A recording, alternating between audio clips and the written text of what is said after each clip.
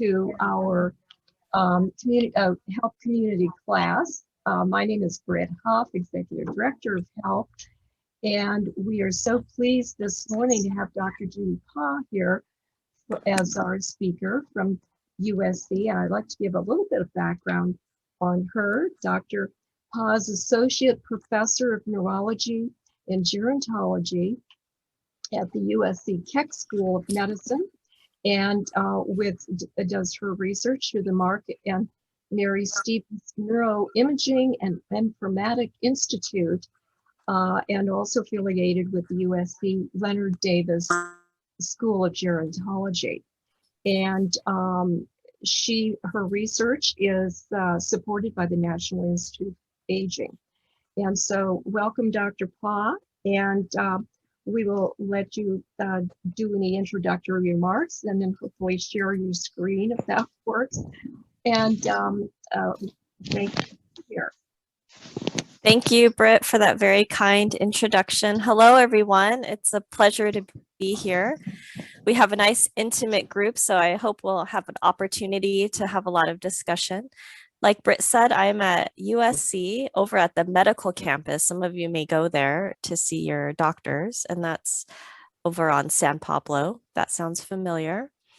And I've been there now for about 7 years, and I do strictly research. I'm not a physician, but I'm a scientist who does research on Alzheimer's disease.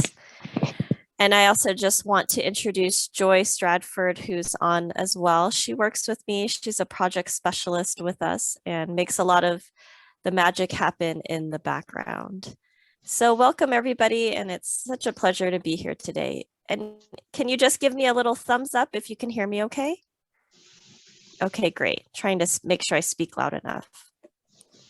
I can hear you, but I can't give you a thumbs up because you can't see me. Yeah, right. Yeah, I'll take a verbal thumbs up. That works perfectly fine. You can hear fine. Yes, great. I'll put back on mute so I don't disturb. Okay, thanks, Judy. All right, so I will talk about current research on Alzheimer's disease and leave a lot of time at the end so that we can have questions and have a discussion around all the things that are on your mind. Up here, I also have my contact information if you'd like to reach us in the future. And I'll show that at the end again, so you have opportunity to write that down. Can everyone see her screen, her slides? Yes. Yeah. Yes. Great. Yeah, let me know if you're having any trouble with that. So we want to start with talking about the driving biological problem, which is Alzheimer's disease. It's Alzheimer's pathology. A lot of what you've heard about, in which we oftentimes refer to them as plaques and tangles. And these plaques and tangles are proteins in the brain that become dysfunctional. Something happens and they're not working right anymore. And those proteins are amyloid and tau. So you might have heard of beta amyloid and tau. And that corresponds to plaques and tangles, which we more commonly describe them as. And I just want to give you a sense of what Alzheimer's pathology, what plaques and tangles do to the brain. So this picture that I'm showing you here is post-mortem. It's after death, somebody who came to autopsy and donated their brain for research. And this person died from non-Alzheimer's related causes, some other cause that didn't affect the brain. This is a 70-year-old male. This is what we would expect, a nice, normal, full brain. And this is now what the brain would look like for somebody who did die from Alzheimer's disease. So you can see marked differences. Right off the bat, you'll notice that there's a lot of brain tissue missing, right? Not as voluminous as the other brain, and many more gaps in different parts of the brain. Here, the hippocampus that you may have heard of, that's the memory center of the brain, and an area that we really care about in Alzheimer's disease that seems to be selectively vulnerable. So this is just a little schematic to help us understand the stages of cognitive decline. It doesn't happen overnight. It's slow and progressive. So for a long time, we are aging very normally, very healthy. And then for those who go down an Alzheimer's pathology, they may start to experience cognitive impairment. And that's a stage in which we call it, and you might have heard of this as well in the news, mild cognitive impairment. And then once an individual starts to have functional impairment, and what I mean by that is starting to experience some challenges in paying bills, driving, cooking. Everybody forgets the pot on the stove. That's not necessarily an indicator, but for somebody who maybe is repeatedly doing it every week, then that starts to get into that realm of potentially functional impairment. It's just activities of daily living. And that's when one may cross into this stage of dementia. But you can see it's long and it's slow. And of course, not everybody goes there. Many people will live nice, long, healthy lives forever. So these brain changes are slow and they're progressive. This is for a person who is going down an Alzheimer's route. This is a mild case of Alzheimer's disease. It kind of looks like that post-mortem, that autopsy brain that I showed you. Very full. Yeah, very full, very, very still looks quite normal. And then as one gets into moderate Alzheimer's disease, you can see the hippocampi here are starting to atrophy or shrink. We also have more brain tissue loss. And then that becomes very apparent in this last stage in which it's severe. You can see really big gaping holes in the brain. But that's promising because we know it's a long, slow process, which gives us a lot of time to intervene, which I'll talk about in a moment. Important question there. Yeah. Yes. Yeah, so a common question, as Judy pointed out, that we oftentimes get asked in our research, and we ask our primary care physician, our general practitioner that we might go see, and even a neurologist, what can I do to prevent Alzheimer's disease or dementia? I had a chance to chat with some of you earlier, and you were already beginning to express, well, I want to know more about this because my mother had Alzheimer's disease, or my friend is starting to develop symptoms. What can I do? Well, I'm just. Marcia, do you have a question? No, I'm sorry. I was just asking my husband if he was taking notes, but he's not. Oh, okay. I'm Okay. Well, sorry. I think they're recording it, so you can watch it again later. Well, and you can press the mute button there so you can talk among yourselves, and then we won't hear you. Thank you. Oh, good suggestion, Britt. Okay. So there's many factors that influence brain health. It's not just taking care of this or taking care of that. There's so many different factors at play. Alzheimer's disease is very complex. And that's why it has been so hard to beat. It's been so hard to treat because there's so many different factors at play.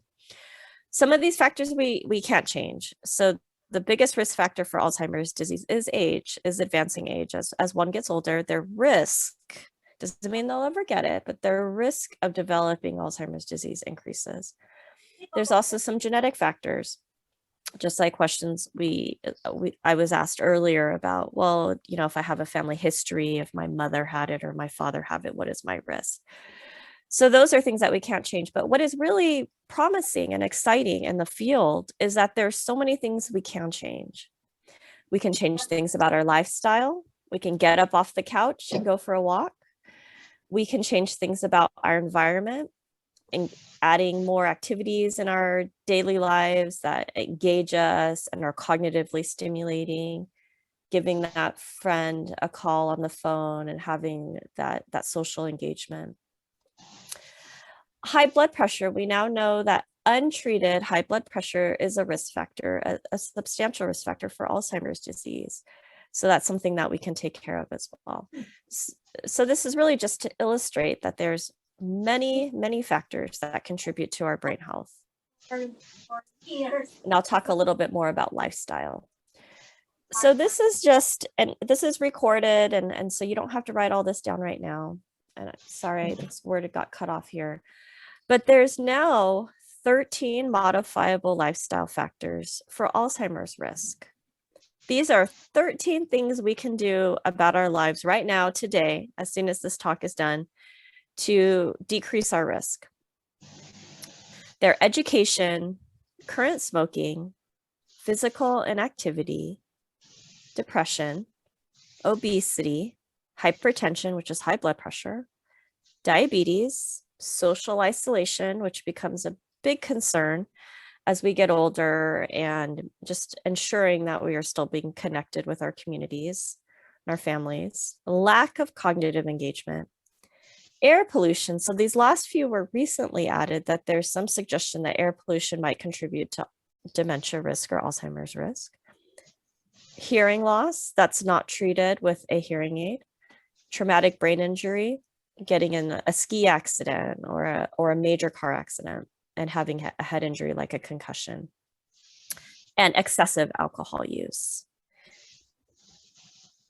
This is really small. You don't need to see it. What I just wanted to illustrate to you is that of those 13 modifiable lifestyle factors, the point at which there are risks in one's life varies.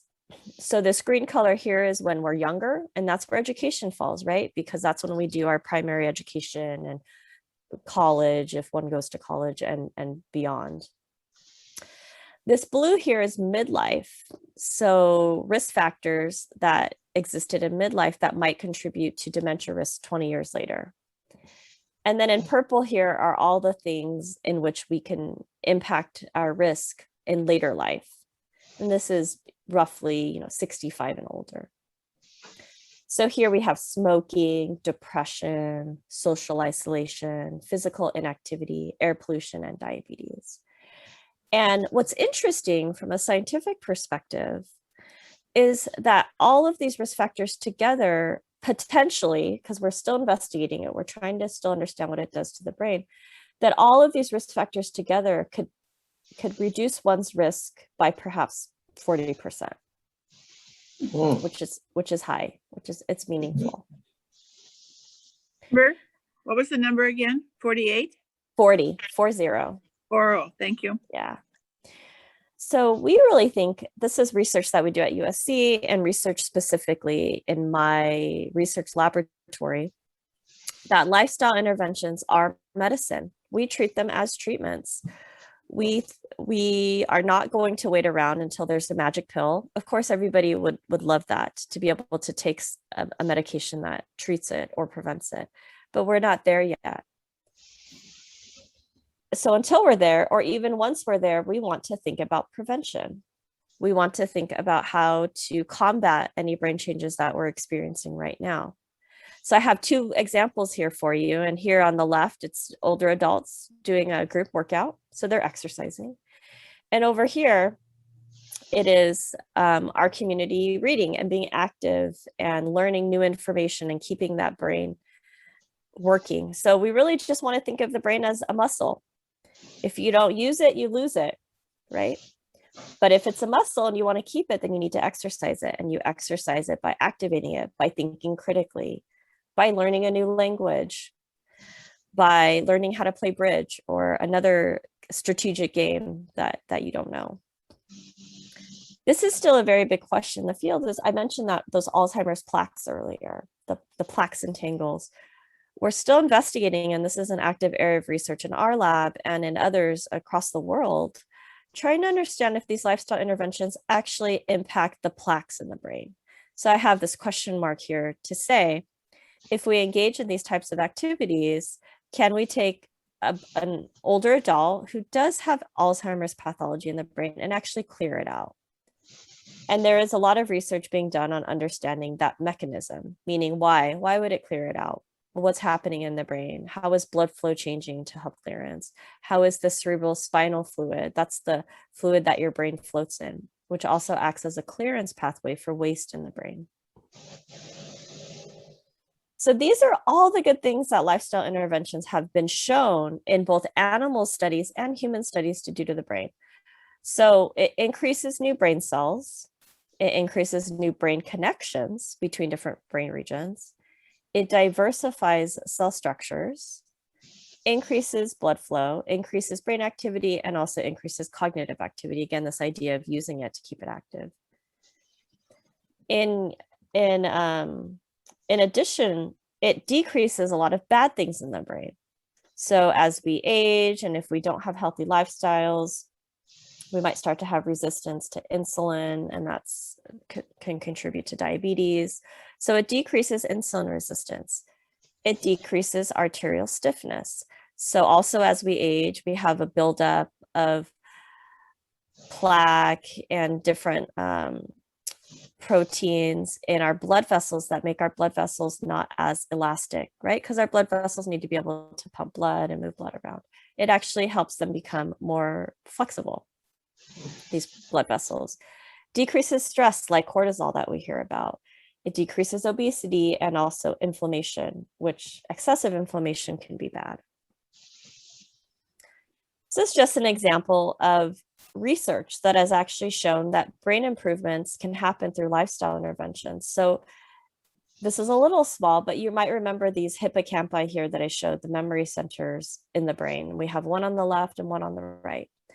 This is a study that was done with aerobic exercise in older adults, I think 70 years and older, and showed in an intervention study that once you introduce exercise, it actually grows the hippocampus.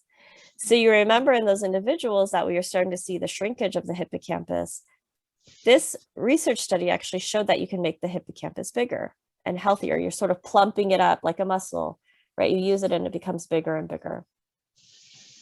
Wow. This is also brain imaging research, because that's our expertise in our lab. And in this little picture down here, this is when they did a diet study using flavanols, and flavanols or flavonoids are found in certain types of food. They're found in chocolate, they're found in coffee, they're found in wine, leafy greens like spinach, and it's thought to have a lot of benefits to oxidative stress and oxidative damage, and which is tied to the blood flow and the vasculature in the brain. And in this study, you can see all these bright spots here are where those people who were on this flavonoid diet actually had increased blood You flow said there. coffee and wine and spinach had flavonoids in it that weren't good for you. Yeah, so spinach is one of those leafy greens that do have a higher level of flavonoids, and they're, from the perspective of this paper, they're viewed to be beneficial to the brain. Did I hear you say that chocolate is good for our brain? Judy, are you looking for a reason to go and eat some chocolate right Absolutely. now? Yeah, with a big star next to it, which is, it has to be in moderation, and it has to be very dark chocolate to get that level of flavonoid. And we know that when it gets to 99 or 95% cacao, that it also gets that bitter taste. So something to keep in mind and to look into a little bit more, but it is very dark chocolate. Did you say wine is on that list too?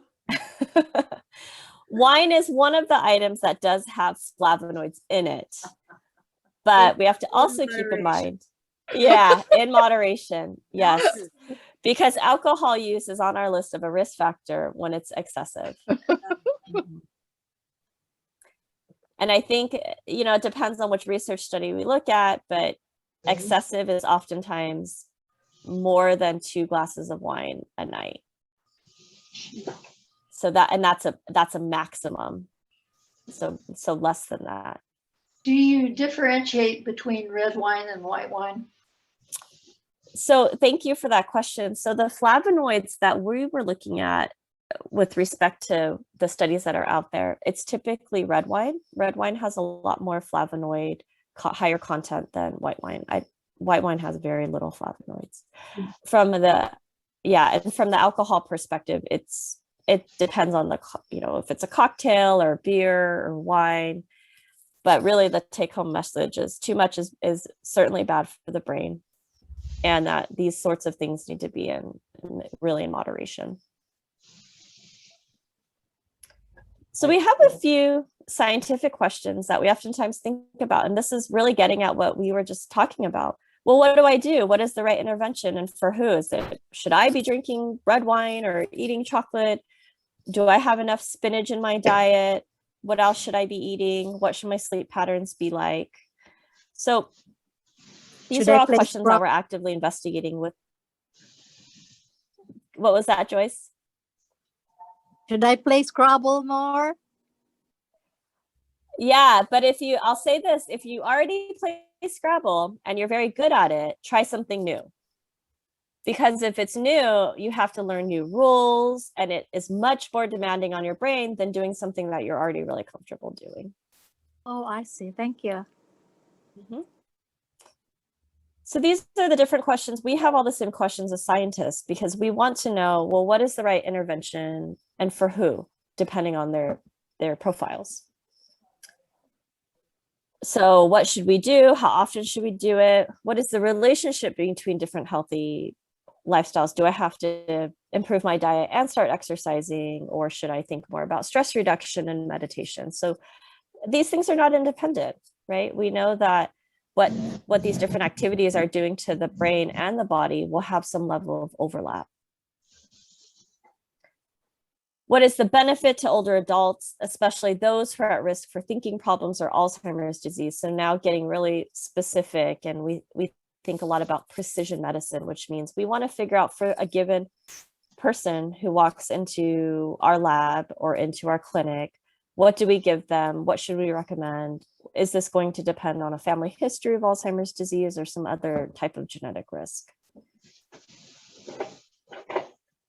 So now I'm going to talk a little bit about how these healthy lifestyles impact the brain.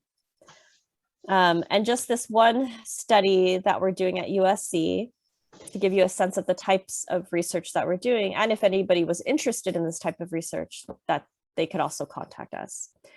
So our goal is to treat and really prevent Alzheimer's disease. And the way that we do this is through using healthy lifestyle programs.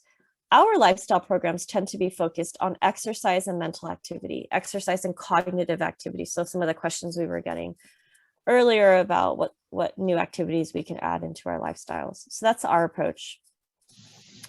This current research study that we only have ongoing for another few months. So if somebody is interested, this is the time to join. It's called Learn It. And this is lifestyle enriching activities for research and neuroscience intervention trials. So this is an intervention trial. We give you something, we test you at the beginning and at the end to see how your brain has changed.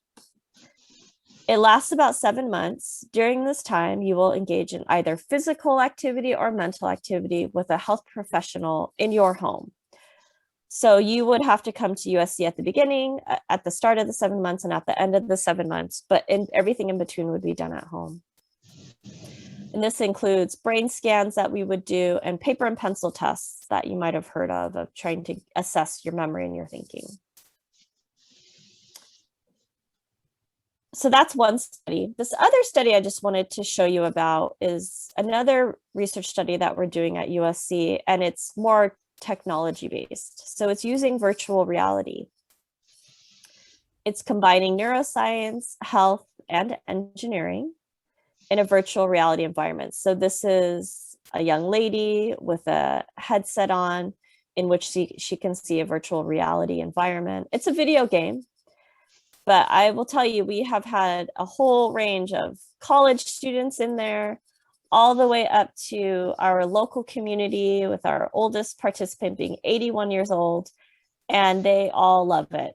They enjoy it. It's fun. It's a video game. It's new and challenging.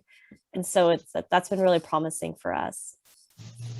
And I just want to give you the scientific rationale for this study, which is that there's evidence that when one exercises, that there is a growth of new brain cells. And this happens in a part of the hippocampus called the dentate gyrus.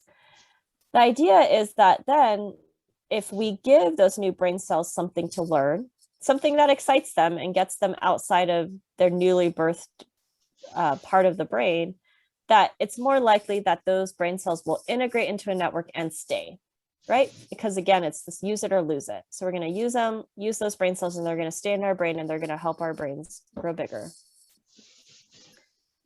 This is the video game aspect of it. So I'll just read it to you. And first, I'll show you, this is one of our older adult participants, has a headset on, and this is a picture of what he's seeing through the headset. Rookie Ranger, the animals have escaped. With the help of Buddy the dog, your mission is to find and return the animals of Sal Sanctuary.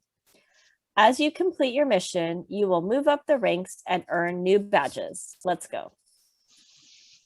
I'm going to show you a short video. You'll see me biking on our bike in our research lab. And then you'll see what I'm seeing in the environment as I'm moving around. Let me see if I can get this started. There we go.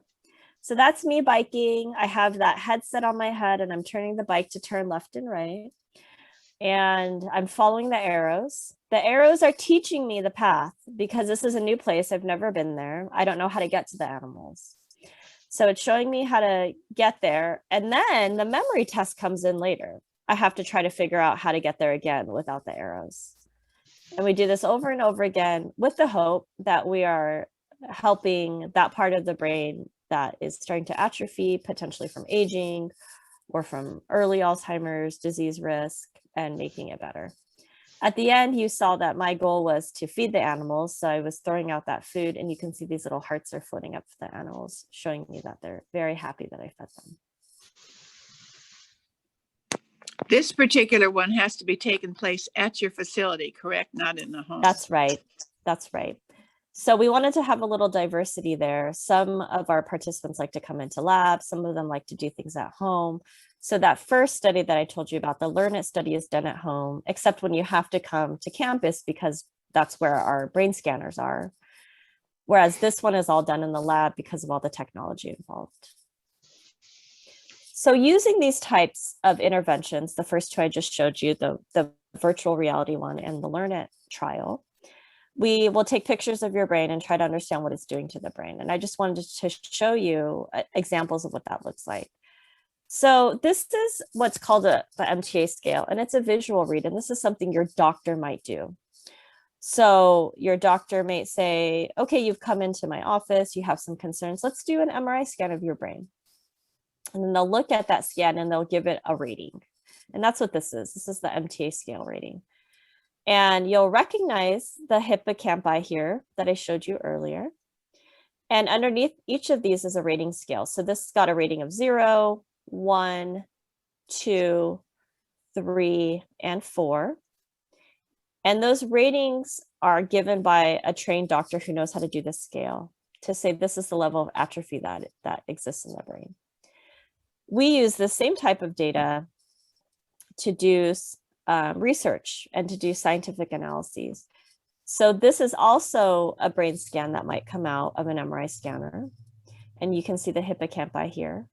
And we actually use programs to pull out the size, the shape, the structure of the hippocampus. So that's what you're seeing here in red.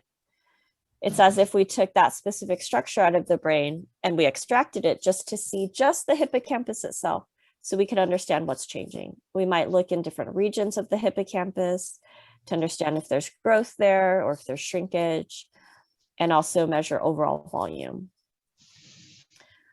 What's also really neat now is with advancing technology for MRI is that we can do high resolution hippocampal scans, which means we can get a clearer picture. It's just like with each iPhone that comes out, that camera gets better and better and better. That's the same type of idea with these MRI scanners. So now you can see these bilateral hippocampi that you're so used to looking at now. And we can zoom in on the hippocampus and we can actually start to look at these different regions of the hippocampus and associated areas. And that's what all of these little colorful regions are, is just our ability to use computer software to better understand where in the brain we are, what those brain regions look like based on their size and thickness. And then with an intervention, like the lifestyle interventions we talked about, we can see if any of those regions are growing and changing. There's also now our ability to visualize the pathology in the brain. So you remember the plaques and tingles that we talked about at the beginning. This is all research that we do actively in our lab, is that we can now visualize this pathology in the brain. So for a long time, we didn't know if somebody had Alzheimer's disease until after they passed. and the brain, there was brain tissue that was examined to see if there was evidence of pathology. Now we don't have to wait. We can do brain scans in which we can actually visualize the pathology in the brain. So this, right, what I'm showing you here is 3 different participants. And this person where it's all blue has no Alzheimer's plaques. This person here that's starting to have some red and yellow, it has evidence, significant evidence of pathology. And then this last image here, where it's getting a really deep red, purple, means that there's a lot of plaques in the brain. So we can now see this in the living individual. And then we know who to target. We know if there is pathology, what types of interventions to do, what interventions might help clear the pathology. So that was just for the plaques, what I showed you earlier. Now on this next row here, we can also see it for tangles. For a long time, we could only visualize the amyloid plaques over the last 15 to 20 years. Now, over the last 5 to 8 years, we've been able to better visualize the tau, but this is really still emerging science. So for a person who's still normal, healthy, taking care of themselves, no evidence, we don't see evidence of pathology, but there are people who are still, CN stands for cognitively normal, who are not experiencing any changes yet, but have evidence of pathology in the brain. So you can start to see these red colors are popping up for the 2 different types of proteins, the amyloid and the tau, or the plaques and tangles. And then this last person that has full dementia is no longer able to take care of themselves. We see a lot of pathology all over the brain. But these are only 2 of the pathologies. So I want to remind us that Alzheimer's disease is really complex and includes many other factors. One that we think about a lot is inflammation. And the other one is the vasculature, is the blood vessels in the brain and blood flow in the brain. And then I put plus ... meaning that we are still figuring this out. You may have read in the news, there's interest in studying the gut biome, right? What we're eating and how our gut's processing it. So there's a lot of different areas that are being studied in this respect. So our take-home message is that 1, lifestyle factors like exercise and mental stimulation may improve brain health. 2, that more research is really needed to understand which lifestyle factors are most effective and in whom. And then 3, to really just say that participation in our research is critical to our mission. So this is something we're always thinking about, and how do we engage our community? How do we get this message out? And then how do we also think about a reciprocal relationship of having our community come in and participate in research, and then also helping them understand more about what's going on in the brain. And so with that, I'll say thank you for listening. That was a lot of information and a lot to process, but I wanted to give you really the cutting edge research of what we're doing, and also have a lot of time for us to have a discussion and answer questions. And I'll leave all the contact information up here for our lab in case you are interested in learning more or participating in any research with us. Thank you so much. Thank Thank you. Dr. Pa. Welcome. Are there any questions? Maybe I could ask one up front. Now, if someone were to contact you and wanted to participate, there's a screening process, I guess, where some people would qualify and others not. That's right. So for every research study, and there are so many at the USC Health Sciences campus related to Alzheimer's disease risk, not to say somebody needs to have it, but just an individual that's interested in that area and participating. We do screens. We would screen in our lab, and if a person was not eligible for any of our studies, then we would pass that on, as long as the person said that was okay. We would pass on their name and their phone number to one of our colleagues who is doing a study that we think would be a good fit. And we all work together. So we're all doing research. Everybody, we get along, we're a family, and is really committed to our Alzheimer's mission. And so we try to help each other however we can, and to share knowledge. Is your That's encouraging. Thank you. So geographically, what campus, what is the address or the location of the campus if you wanted to participate in the Learn It, where you had to show up at the beginning and the end? Where is that? Yeah, there's a couple different buildings that one would go to for that study because our MRI scanners are in a building and then our treadmill is in another building. So you would go on the health sciences campus. I can tell you the address of our building, but that's not always necessarily where one would be. And that's 2025 Zonal Avenue, and Zonal is spelled Zonal. And the zip code on that is 90033. So it's not as far, depending on where you live, but a But lot the of campus itself where the other buildings might be is where? they're all right around that address I gave you. Within walking distance, the team would escort you. Okay, 2025 ZON is in Nancy AL, zip 90033. Okay, That's right. okay. Is that near where USC is, general building of USC? Yeah, where the medical hospital is, as opposed to the undergraduate campus, which is in downtown LA. It's not there. We're at the medical campus. So you can see, look at my Zoom background. That's our campus. Okay. So it might look familiar to some of you if your doctors are there.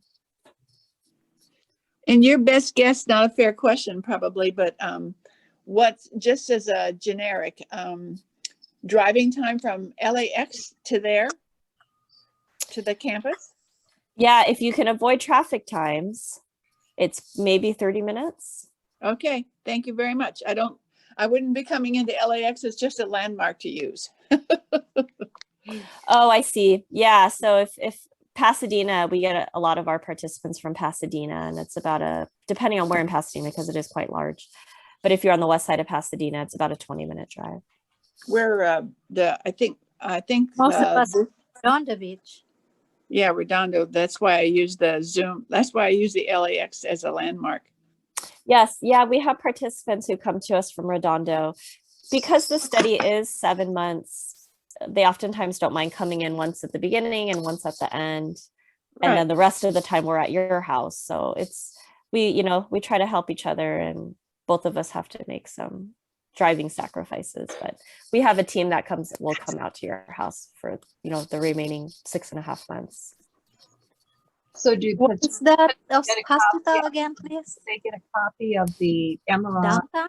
scan, whatever the study, the different. Yeah, so Britt's question is, do participants get a copy of the MRI scan and other results? We do give a copy of the MRI scan. It might not have everything that a doctor might want you to get if they really had a concern. But what we do is we put a copy of it on a CD and we'll give it to you, and then you get to take it to your doctor and say, this was an MRI scan I did at USC as a part of a research study. They gave me a copy and wanted to pass it to you if you wanted to take a look. So we do provide that. There's so much data that we collect, and at this point, we don't release all of that data because some of it is research and it's not interpretable for a given person, like an MRI is. We know how to look at, doctors know how to look at MRIs, they know how to interpret it, but if we gave them a score of a performance on this drawing test, they wouldn't know how to interpret that. So we're not currently giving out all of the information, also because it's active research. But what we can give you that we think is valid from a medical perspective, we try to do. And the main thing there that many of our participants want is the MRI scan. Are you looking, as participants in your study, more for people who feel like they don't have a problem, or for people that feel like they do have a problem? We take everybody because we Okay. screen. Okay. And you- yeah. So it's not just for people who think they are starting to experience some memory challenges, or people who feel very healthy and think that, they're at the peak of, their mental capacity. We look at everybody and then we do a screening to see what study they might fit best for. Thank I you. think that even participating would be good for our brains. It's true. It's true. We think about that a lot with our interventions, especially from the social isolation component. We worry about that a lot in our older adult community as we get older and family dynamics change and friendships change and so forth. And when we have a health professional going into your house and calling you once a week or every other week, some of our participants like to text instead of call. That's a level of intervention, that social Right. interaction. Perfect. Yeah. Yeah. You And bet. so in the field, we think about that a lot. We're like, well, was it because they were doing the mental activity, or is it just because somebody was calling them and checking on them once a week and got to have, and then oftentimes those conversations and there's a friendship that develops. And so we just think of it all as a part of that intervention. How Is this long phone will number you have this, excuse me, go ahead. How long will this study be? 7 months. Yeah, And- participation in the study is 7 months. The study's been going on for 4 years because we enroll folks in waves, right? Because we can't see 100 people at once, so we have to do it in segments of time. That's why I was mentioning that we right now are actively recruiting, but only for a few more months, and then we'll be wrapping up the Learn It study. Is this phone number that's displayed here reach you directly? It goes to the team. Yeah. And when I say team, it's Joy, who's right there. Yeah. And she does a lot of our early screening. Okay. The other lady that was just on the screen that was, I think Steph Olson, you were asking a question. Yes, I would also like to ask, I'm going to be traveling, and if I were accepted, would I start in a study after I've traveled, or would the interruption be bad for your study? Well, we usually work with folks. Everybody travels and or gets sick, or daughter has a baby and they have to go, visit and be a grandparent for a while. So we work with all of that. This is real world, right? I mean, you're people and you have lives, and we're so grateful for your time that you give us. So we always work with you. But that's to say, if you knew you were traveling for 3 months, we might wait till you get back. But if it's a week here or even 2 weeks, what we oftentimes do with our health professionals, because many of them are trained in these lifestyle interventions, they'll help you figure out how you can still do the intervention when you're traveling. Thank you. Yeah, I have 2 questions. Sure. How is COVID affecting what you're doing, or has it affected? And secondly, how is this billed? Yeah, thanks, Marcia, for those questions. So the first question, you're right. COVID has turned our research world upside down, like it has turned the rest of the world upside down. USC was completely shut down for 8 months. We were in the middle of our intervention. You can imagine our folks were supposed to come in to get their last brain scan, or were at home exercising, and then they were finishing the program, but we couldn't see anybody. So we have had to adapt like the rest of the world and make it work. Some folks continued exercising until we could see them back in. We did resume August of last year. So it has been about 8 months now. And Joy actually just put out a new scientific paper on this, which shows that we were able to resume our research, bring folks in. We had over 100 visits since then. And with all of our safety protocols, precautions, hygiene, mask wearing, whatever we could do that was distance, we did. We followed all of the guidelines that were given us, and things that just made sense, common sense too. We were 100% successful. Knock on wood, knock on wood.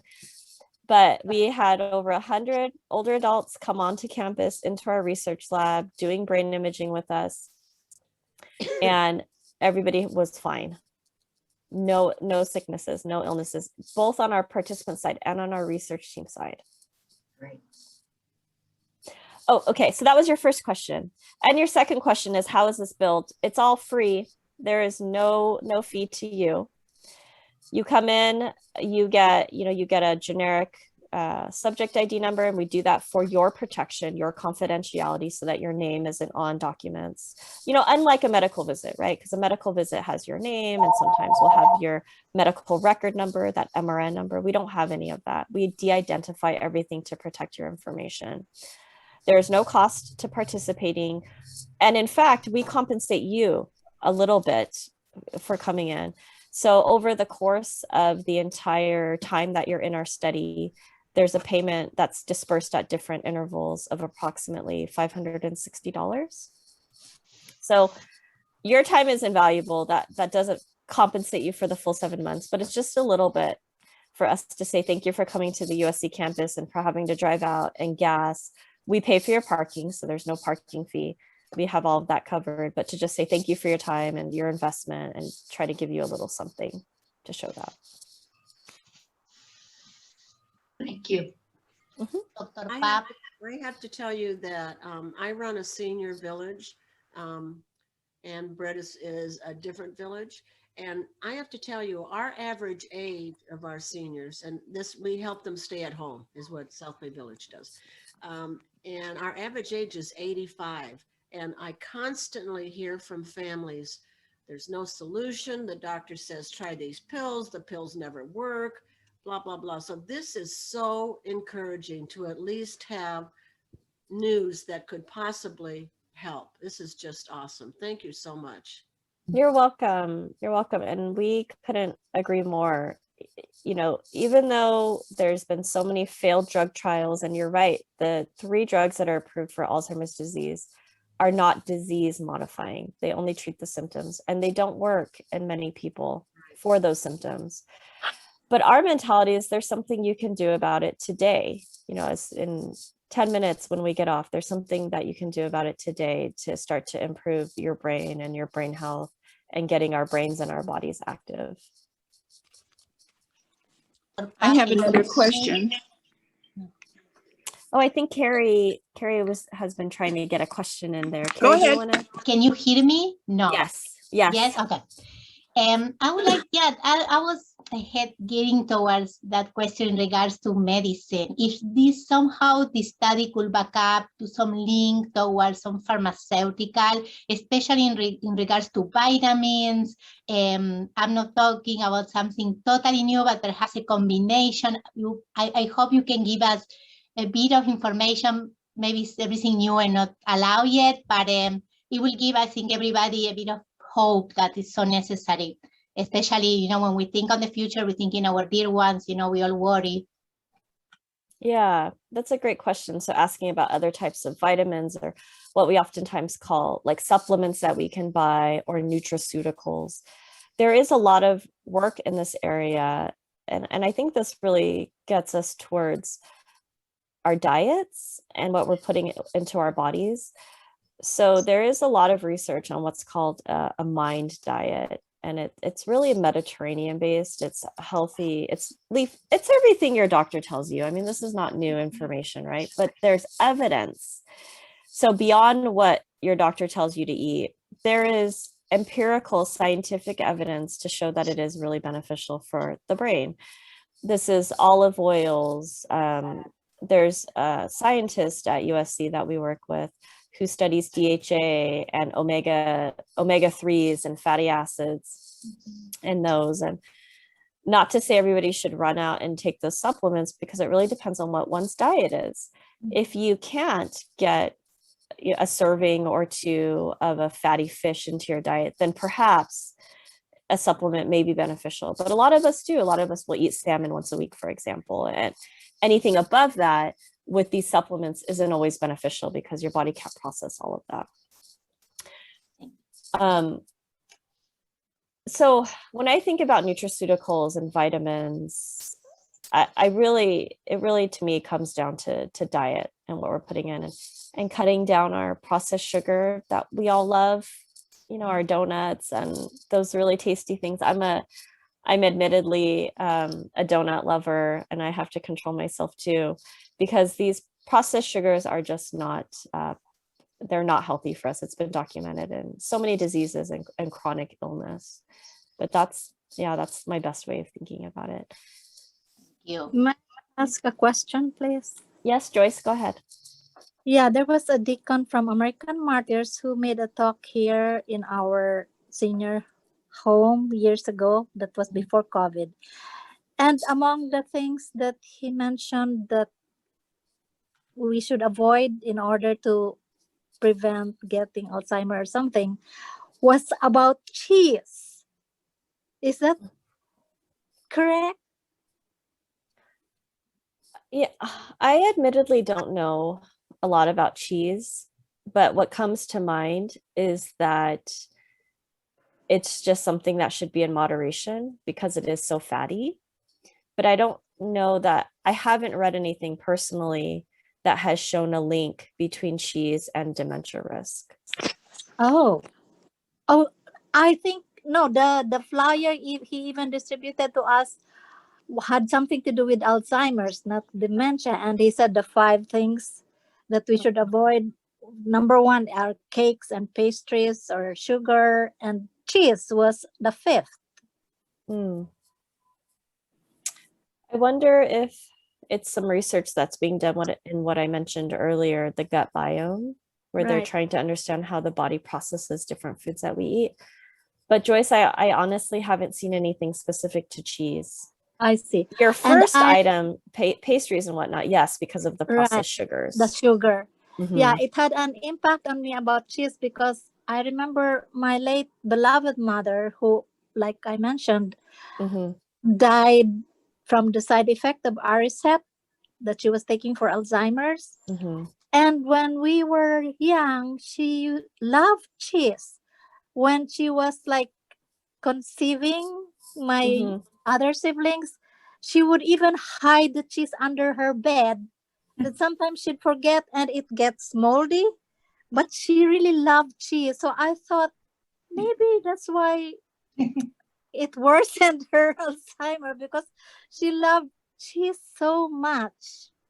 Yeah. Well, keep in mind that Alzheimer's disease is very complex, and I would be surprised to think that simply eating excessive cheese would cause it. There's But so is many it factors at genetic? play. Is it genetic too? I mean, is Alzheimer's genetic? Well, the family history data, so meaning if one's mother or father had Alzheimer's disease, what is I'm more my likely to have. risk? I There's some evidence to suggest that one may be at greater risk, but I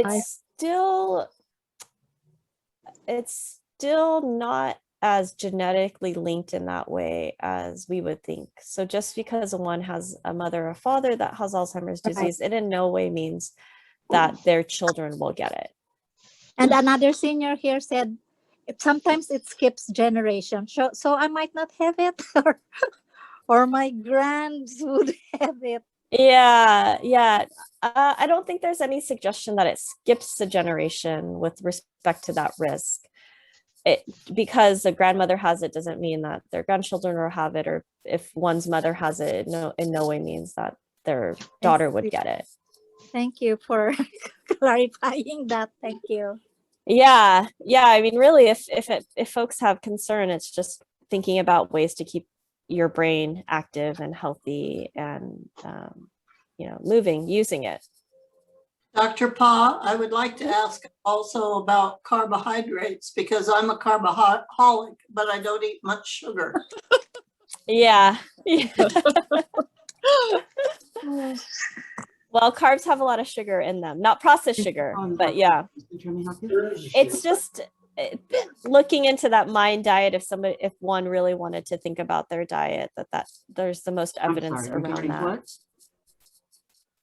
I'm sorry, there was overspeak and I couldn't quite hear what you said. Is it good or bad?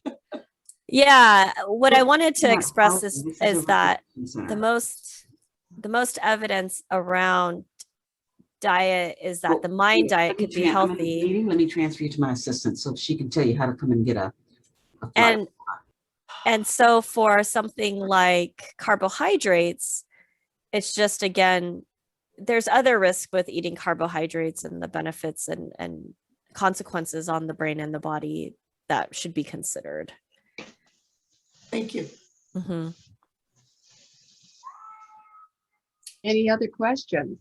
Yes, please. I once upon a time heard, use your brain for a jigsaw puzzle, but that's just visual. Is that supposed to be good for you or not? For a jigsaw puzzle, it's just visual. Well, visual's okay because it's visual, but there's a lot of other components to it, right? So there's strategy to how you put it together. Do we start with the edges? Do we color coordinate sections together? So there's a lot of different cognitive makes sense. aspects to Okay. a jigsaw puzzle.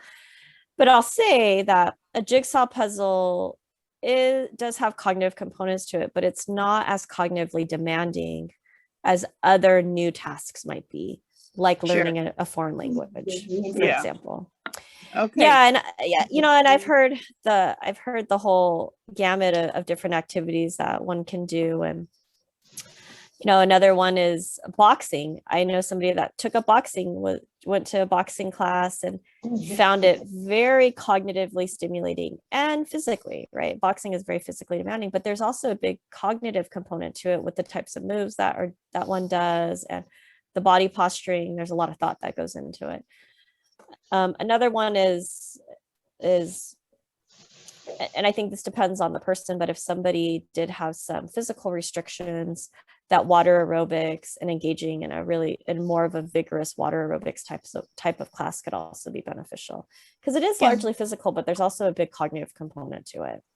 Can we Google just mind diet and read up on that, or what do we? Yeah, how do we? You could. Yeah, you can just Google mind, M-I-N-D, diet, D-I-E-T, and that's all we have to Google.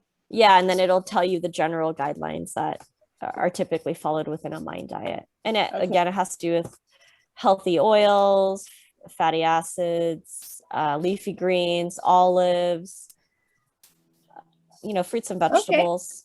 Okay. Mm-hmm. Great. Now I live in Redondo Beach, and in Redondo Beach there's something called Beach Cities Health District, and they are conducting something, a Healthy Minds Initiative. If I'm participating in that, would I would that disqualify me for yours? It's hard to say precisely because we'd have to know what's involved in that. But even if for some reason you couldn't enroll in our study, there's so many other studies at USC that you could get involved in. Okay. Thank you very much. Yeah, and since I'm on and Joy's on, if anybody is here and would like to tell us their phone number or their email address and a time to call them, I think Joy can see all of your names from the screen, but that will also, then you don't have to do any of the work. Then it's on in our court, and we'll contact you, and you don't have to worry about having to write down phone numbers and calling us and reaching us because we might have stepped away from our desk. We can also just reach out to you. I would be very interested. My name's Judy Gates, Gates. Maybe, do you want to write it down in the chat? Do I what? Write down the information in the chat. I think that's going to be the easier way to track everybody. Yes. Hi, everyone. My name's Joy. I did receive several emails already. So thank you for all of you that have sent an email. And if you can write your name and phone number in the chat, I will contact everyone today. So I don't know what that means. Write your name and phone number in the chat. I'm on a telephone, not a computer. Oh, okay. No problem. I can write down your phone number if you don't mind sharing it in front of everyone. I don't. I'm ready. Okay. Yeah, I'm ready. In the past, for my, oh my Lord. Go ahead, Now? Judy. Yes, Judy. Yeah, whenever you're ready. Judy, Judy Gates, G as in George, ATES. And my phone 1-376-6387. Great. Thank you so much, Judy. I'll give you a call today. Okay, Joy. Thanks a lot. I'm giving blood at 1 o'clock, so I'd be available after 3. Okay. Thank you. But thank you all for attending, and especially Dr. Pa and Joy for being here and presenting, and Carrie Trope from our health staff for organizing this. We just are so appreciative of the kind of research that's being done. As all of us here, it's uppermost in our minds, isn't it? Making progress in this area. So great to see you all, and thanks for participating. Thank you very much. Thank you. Thank And you. Thanks, everyone. We have several people that couldn't make it today to the Zoom class, but we are going to be sending you the information because they're very interested in participating from the research study. Oh, fantastic. Thank you, Carrie. Okay. Thanks, everyone. It you. was such a pleasure to be here and to get to chat with you and see so many beautiful faces. Really enjoyed it. This was an Thanks again. excellent Thank you. presentation, and it's wonderful to have a presentation that's so positive. Oh, Thank you good. so much. And You're so well welcome. done. Oh, thank you. Thank you. Everybody have a wonderful Wednesday and a wonderful lunch. Thank you. Thanks a Good lot. night You and too. chocolate. Bye. Bye-bye. Stay safe. Bye bye.